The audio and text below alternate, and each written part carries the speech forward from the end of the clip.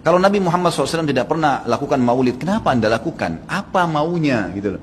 Tanya coba, pasti mereka bilang Nabi nggak pernah lakukan, para sahabat tidak melakukan. Sampai saya pernah berkata kepada beberapa teman yang sudah sampai pada level ustadz-ustadz, kiai-kiai yang mereka masukkan, saya bilang, akhi, tolong datangkan kepada saya satu saja pendapat, tidak usah dari para sahabat, tidak usah dari para tabiin.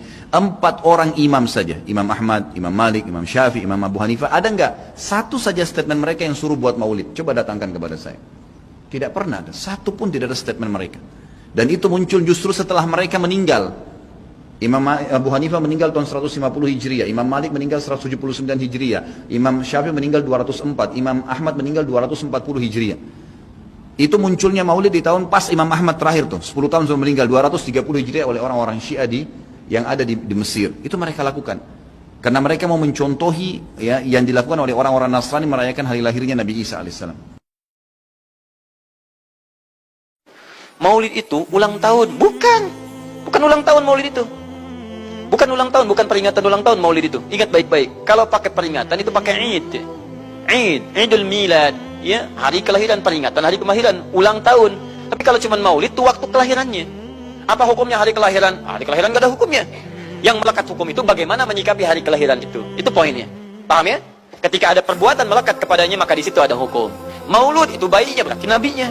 Apa hukum maulud? Apa hukumnya Nabi? Nabi yang lain gak ada hukumnya.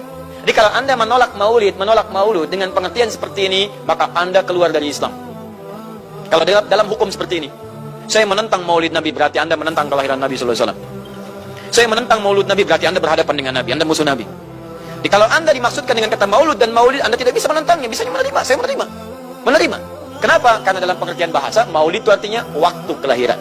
Maulud artinya nabinya. Bagaimana menyikapi maulid dan maulud itu? Saya tahu nabinya dilahirkan, nabinya sudah ada. Jelas ya? Maka kemudian saya pun tahu waktu kelahirannya. Bagaimana kemudian menyikapi itu semua?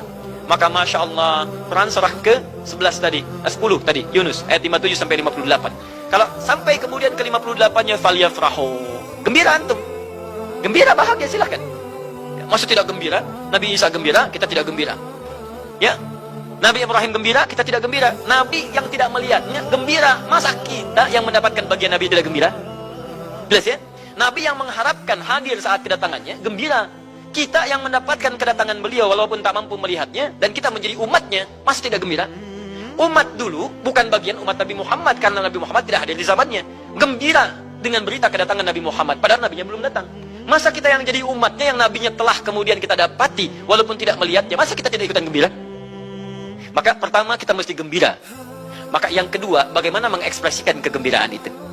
Maka contoh-contoh dari Nabi SAW, bagaimana mengekspresikan kegembiraan dengan Nabi SAW itu. Pertama, Nabi sendiri menyikapi hari kelahirannya dengan berpuasa di hari Senin.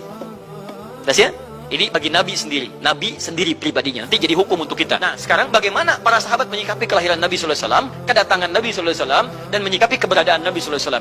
Bukan cuma lahirnya, tapi setiap kedatangannya. Nabi datang dari Madinah, dari Mekah ke Madinah disambut oleh para sahabat yang ada di sana. Nabi datang dengan perang Tabuk, dari perang Tabuk disambut oleh para sahabat di sana. Tala al-badru alaina min thaniyatil wada'i, wajib syukru alaina mada'alillahi da'i. Masya Allah, disambut dengan madid. Bukti kesenangan mereka kepada Nabi SAW. Ada yang memuji Nabi SAW seperti Hasan bin Thabit, buat puisi-puisi memuji Nabi.